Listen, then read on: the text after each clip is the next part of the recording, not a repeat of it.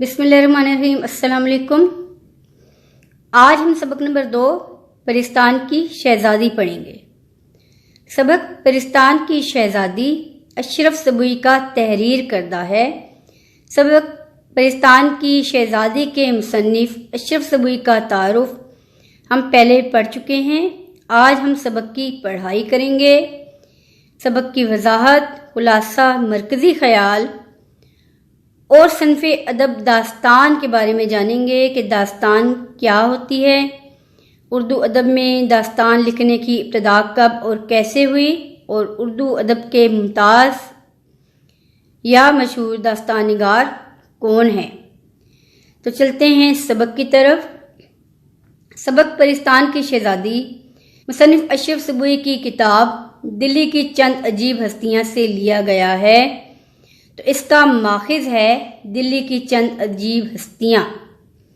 सबक परिस्तान की शहजादी बुनियादी तौर पर एक तख़य्युली दास्तान है। तख़य्युल कहते हैं सोच या ख्याल को। सबसे पहले हम सबक परिस्तान की शहजादी का मरकजी ख्याल पढ़ते हैं कि मुसन्निफ के ज़हन में ऐसा क्या ख्याल था जिसको मद्देनज़र आकर उसने ये दास्तान तहरीर की है। सबक परिस्तान की शहजादी एक तख़य्युली दास्तान है। ये तख़य्युल सोच या ख्याल है, हकीकत से इसका कोई ताल्लुक नहीं है।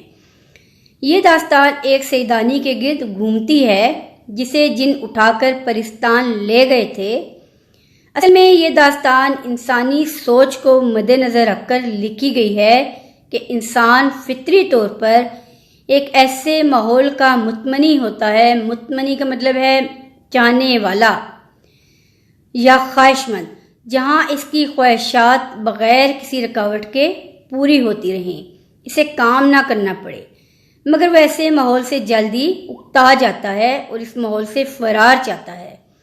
तो इस तरह सबक परिस्तान की शहजादी मुसन्निफ ने लोगों की सोच और ख़यालात को मद्देनज़र रख के लिखी है कि इंसान ख़याली दुनिया में रहना अक्सर व बेशतर पसंद करता है। उसका ये सोच या उसके ये ख्याल होता है कि उसको एक ऐसा माहौल मिले जहाँ पे उसकी तमाम ख्वाहिशात बग़ैर सोचे, बग़ैर किसी तकलीफ़, बग़ैर रुकावट के पूरी होती रहें और इसे कोई काम ना करना पड़े। मगर जब वो उसको ऐसा माहौल मिल जाता है तो उससे उकता जाता है, उससे फरार चाहता है, उससे बोर हो जाता है और फिर वो हकीकी ज़िंदगी में रहना चाहता है। इंसान जो है वो कभी भी ख़यालों में ज़िंदगी नहीं गुजार सकता। बहरहाल उसे हकीकत का सामना करना पड़ता है और इंसान हकीकी ज़िंदगी में ही खुश रहता है। ख़याली ज़िंदगी से वो बहुत जल्द उकता जाता है।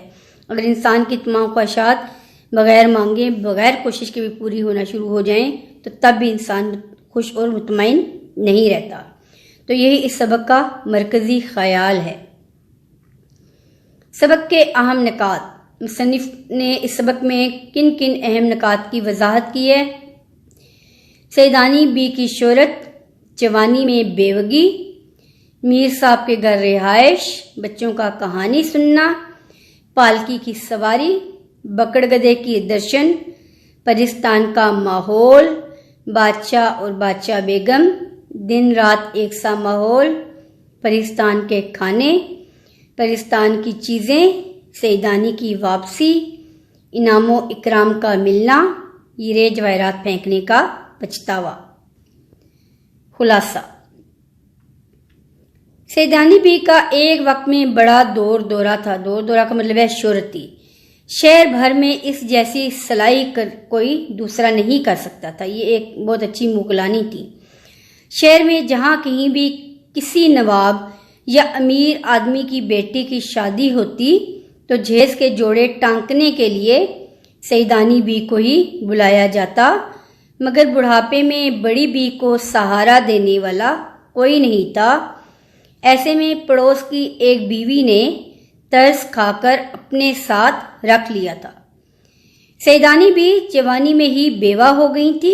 उन्होंने मुगलानी का पेशा इख्तियार करके अपना रंडापा गुजारा।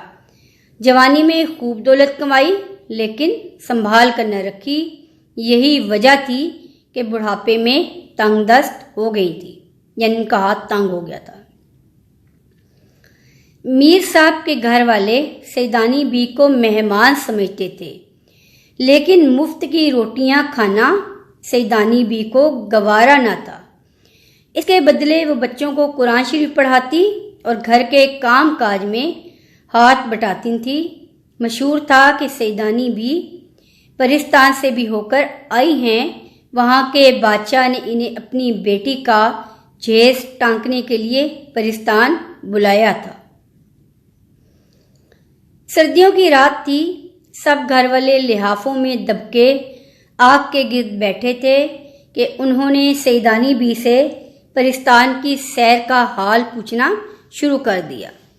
سیدانی بی بولی، میں آج تم کو اپنی آپ بیتی سناتی ہوں، یعنی کہ جو مجھ پہ گزری کہانی ہے وہ میں بیان کرتی ہوں۔ نواب اعظم الدولہ کی بیٹی کی شادی کے سلسلے میں روزانہ ان کے گھر جاتی۔ ایک دن میرا ان کے گھر جانے کو جینا چاہا، میں نے جانا موقوف کیا، یعنی میں نے جانا چھوڑ دیا، میں نے کہا کہ میں رد کر دوں، میں آج نہیں جاتی، اور اپنی باورچن بڑی بی سے اپنا پسندیدہ بونٹ پلاؤ پکوایا۔ اتنے میں کسی نے باہر سے آواز دی، سیدانی بی کو سرکار نے یاد کیا ہے۔ میں جیسے بیٹھی تھی ویسے ہی سفید چادر سر پر ڈال کر پالکی پر سوار ہو گئی۔ کچھ دیر بعد مجھے محسوس ہوا کہ میں خانم بازار کی بجائے کسی جنگل میں ہوں۔ میں نے ڈر کے مارے پوچھا کہ کہارو، مجھے کہاں لے جا رہے ہو؟ ایسے میں ایک بے ڈھنگی شکل کا آدمی، جس کا منہ بکرے کی طرح اور جسم گدھے کی طرح تھا، آیا اور کہنے لگا، پریشان مت ہو، ہمارے بادشاہ نے تمہیں بلایا ہے، سامنے ہمارے بادشاہ کا محل ہے۔ واقعی پالکی ایک عالیشان دروازے کے پاس رکی تھی جہاں تیز روشنی پھیلی ہوئی تھی، مگر روشنی پھیلانے کا کوئی ذریعہ نظر نہیں آ رہا تھا۔ اتنے میں ایک پری آئی اور کہا، بادشاہ اور بیگم تمہارا انتظار کریں۔ میں پالکی سے اتر کر اس کے ساتھ آگے بڑھی۔ اندر ہزاروں پریاں تھیں۔ ایک باغ تھا جس کا ہر درخت سونے، چاندی اور زمرد کا تھا۔ چلتے چلتے ہم ایک سجی سجائی بارہ-دری میں پہنچے۔ نمگیرے کے نیچے یاقوت کے تخت پر بادشاہ بیگم اور ایک 14-15 سال کی لڑکی بیٹھی ہوئی تھی۔ ان کی پوشاکیں بہت خوبصورت تھیں۔ میں ڈر گئی، مگر بادشاہ نے کہا، ڈرو نہیں، ہم سیدوں کی بہت عزت کرتے ہیں۔ میں دل میں بڑی خوش ہوئی کہ یہ لوگ مسلمان ہیں۔ اتنے میں خاصا چنا گیا، لیکن نہ روٹی تھی نہ سالن، بلکہ ایک بالشت کے پودے پھلوں اور پھولوں سے لدے ہوئے تھے۔ یہی پرستان کا کھانا تھا۔ ایک پھل توڑ کر منہ میں رکھو، جس کھانے کا خیال دل میں لاؤ وہی ذائقہ آئے۔ توڑے ہوئے پھل کی جگہ فوراً نیا پھل نکل آتا۔ پانی کا خیال کیا تو یاقوت کا گلاس خود بخود منہ سے آ کر لگ گیا۔ درختوں کے پتے ایسے خوشبودار پان جیسے میں نے ایسا پان ساری زندگی نہیں کھایا تھا۔ پھر شہزادی کے کپڑے لائے گئے، کپڑے ایسے خوبصورت کہ دید نہ شنید۔ میں نے کہا، آج سو جاؤں، صبح کام شروع کروں گی۔ بادشاہ بیگم نے کہا، پرستان میں دن رات نہیں ہوتے بلکہ ایک ہی موسم ہوتا ہے۔ واقعی میری آنکھوں میں نیند نہیں تھی اور نہ ہی تھکاوٹ کا احساس تھا۔ میں کام میں مصروف ہو گئی۔ میں جلدی جلدی کام نپٹا کر گھر جانے کا سوچ رہی تھی۔ میں نے ایک جوڑا تیار کیا تو ہر طرف واہ واہ ہو گئی۔ اب کیا تھا؟ میرے ہاتھ پاؤں تیز ہو گئے اور دنوں کا کام گھڑیوں میں ہونے لگا۔ پرستان میں وقت کا احساس ہی نہ تھا۔ اگر میں اپنے ہاں اتنا کام کرتی تو کم از کم 1 سال کا عرصہ لگ جاتا۔ مجھے پرستان میں بھی اپنا کھنڈر گھر نہیں بھولا تھا۔ میں وہاں سے آنے لگی تو بادشاہ نے کہا، شہزادی کی شادی دیکھ کر جانا، مجھے واپس آنے کی جلدی تھی۔ بادشاہ بیگم نے بکڑ گدے جن کو حکم دیا سیدانی بی کو ان کے گھر پہنچا دے اور پالکی میں انعام و اکرام بھی رکھ دینا۔ میں پالکی میں بیٹھ گئی اور پالکی ہوا سے باتیں کرنے لگی۔ میں نے بادشاہ کا دیا ہوا انعام و اکرام دیکھنا چاہا، مگر اندھیرے میں کیا نظر آتا۔ میں نے ہاتھوں سے ٹٹولا تو ایک کونے میں کچھ کنکر پتھر محسوس ہوئے۔ میں نے سوچا آخر جن تھے یہاں دغا کر گئے اور مجھے کنکر پتھر تما دیے۔ میں نے وہ کنکر اور پتھر ایک ایک کر کے پھینکنے شروع کر دیے۔ جلدی گھر آ گیا۔ ڈیوڑی میں پالکی رکھی ہوئی تھی، چراغ جل رہا تھا۔ روشنی میں دیکھا تو پتہ چلا کہ جنہیں میں پتھر کنکر سمجھ رہی تھی وہ تو ہیرے جواہرات ہیں، بس 2-4 ہی باقی بچے تھے۔ میں نے انہیں اپنا نصیب سمجھ کر رکھ لیا۔ گھر پہنچی تو دیکھا کہ بونٹ پلاؤ جیسا چھوڑ گئی تھی ویسا ہی ہے، چاولوں پر ابھی دم بھی نہیں آیا تھا۔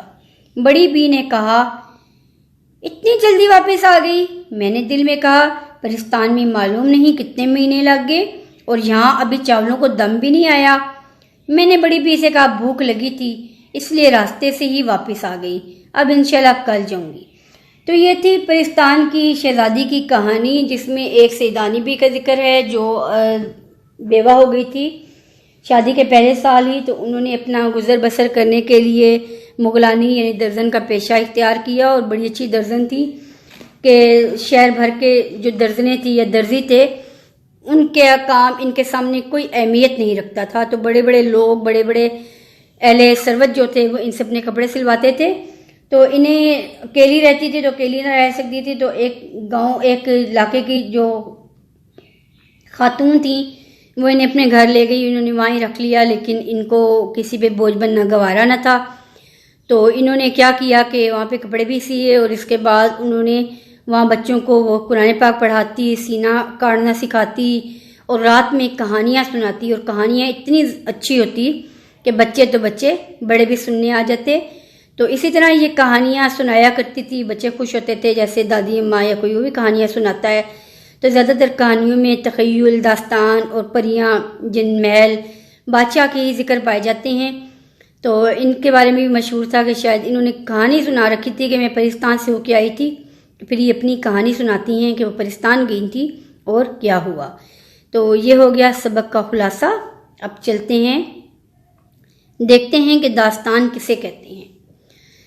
داستان سے مراد حکایت، کہانی یا قصہ کے ہیں۔ ادبی اصطلاح میں داستان سے مراد ایسی کہانی ہے جو مافوق الفطرت عناصر پر مشتمل ہو، جس کی سرزمین اجنبی، فضا طلسماتی اور ماحول تخیلاتی ہو۔ یعنی کہ یہ کہانی جو ہے اس کا حقیقت سے دور دور تک کوئی واسطہ نہیں، ایسی مخلوق ہے جو دکھائی نہیں دیتی، اور اس کی زمین میں بھی جادو، طلسم، تخیل، سوچ اور خیال ہے۔ یہ کہانی کی سب سے قدیم اور اولین قسم ہے۔ اردو داستان کی ابتدا ملا وجہی کی سب رس سے ہوئی، مگر نقاد حضرات میر حسین عطا تحسین کی نوطرز مرثا کو داستان کی ابتدا کہتے ہیں۔ داستان لکھنے کا آغاز ملا وجہی نے کیا اور ان کی داستان سبرس ہے، مگر جو تنقید نگار ہیں وہ یہ کہتے ہیں کہ نوطرز مرثا اردو کی پہلی داستان ہے۔ دنیا کی تمام زبانوں میں داستانیں ملتی ہیں، صرف اردو ہی نہیں، باقی زبانوں میں بھی داستانیں اور اس طرح کی کہانیاں لکھنے کا رواج ہے۔ اردو زبان اور شاعری کی طرح اردو داستان کا بھی عربی اور فارسی داستان سے گہرا تعلق ہے۔ اردو زبان پر مختلف زبانوں کے اثرات بھی ہیں، اور اردو ادب پر مختلف زبانوں کے ادب کے اثرات بھی ملتے ہیں۔ خاص طور پر عربی اور فارسی داستانوں، شاعری، الفاظ، زبان کا گہرا تعلق پایا جاتا ہے۔ داستانیں قدیم طرز تحریر کے خوبصورت نمونے پیش کرتی ہیں۔ جدید ناول اور مختصر افسانے کے ارتقائی سفر میں داستان پہلا سنگ میل ہے۔ داستان کے بعد ہی ناول اور افسانے لکھنے کا رواج قائم ہوا۔ اردو کے چند داستان نگار در ذیل ہیں۔ اردو کے چند مشہور داستان نگاروں میں ملا وجہی ہیں، انہوں نے سبرس تحریر کی ہے۔ اس کے بعد میر حسین عطا تحسین، ان کی نو طرز مرثا ہے۔ حیدر بخش حیدری کی طوطا کہانی ہے، میر امن دلوی کی باغ و بہار ہے، انشاء اللہ خان انشا کی رانی کیتکی ہے، رجب علی بیگ سروق کا فسانہ عجائب ہے۔ تو یہ ہو گیا سبق پرستان کی شہزادی کا مکمل جائزہ، ان کا خیال کہ انہوں نے کس مرکزی خیال کہ انہوں نے کس ماحول کو پیش نظر رکھتے ہوئے کہانی لکھی ہے اور وہ اس میں کیا بتانا چاہتے تھے۔ اب چلتے ہیں اشرف صبوی کے مضمون پر تبصرے کی طرف کہ اشرف صبوی نے کیا تحریر کیا ہے اس کہانی میں، اس پہ کیا رائے یا خیال دیا جا سکتا ہے۔ اشرف صبوی نے ایک خیالی داستان پیش کی ہے لیکن اس کا ہماری زندگی سے بڑا گہرا تعلق ہے۔ پرستان ایک خیالی ملک ہے، ہمارے نزدیک اس کا وجود ایک خواب سے زیادہ نہیں۔ پرستان میں جس طرح کے ماحول کا ذکر کیا گیا ہے، انسان ہمیشہ سے ایسے ماحول کا متمنی ہے، لیکن ان صاف باتوں کے باوجود اسے اپنا گھر یاد آتا رہتا ہے۔ اشرف صبوی نے بڑے عمدہ، بڑے منجے ہوئے انداز میں یہ داستان لکھی ہے اور عبارت میں کوئی جھول نہیں ہے، طرز تحریر بہت عمدہ ہے، انہیں اپنی زبان اور بیان پر پوری قدرت ہے اور پڑھنے والا کسی بھی لمحے بوریت محسوس نہیں کرتا، یہی ان کی تحریر کی خاص خوبی ہے۔ سبق پرستان کی شہزادی ہم نے پڑھ لیا ہے، اس کا مکمل جائزہ بھی لے لیا ہے۔ اب نیکسٹ ویڈیو میں یا اگلے لیکچر میں ہم سبق پرستان کی شہزادی کی ایکسرسائز کریں گے، کمپلیٹ ایکسرسائز، الفاظ معنی، مختصر سوالات جوابات، جملے، ان کی ایکسرسائز میں جتنی بھی چیزیں شامل ہیں تمام ہم اگلے لیکچر میں کمپلیٹ کریں گے۔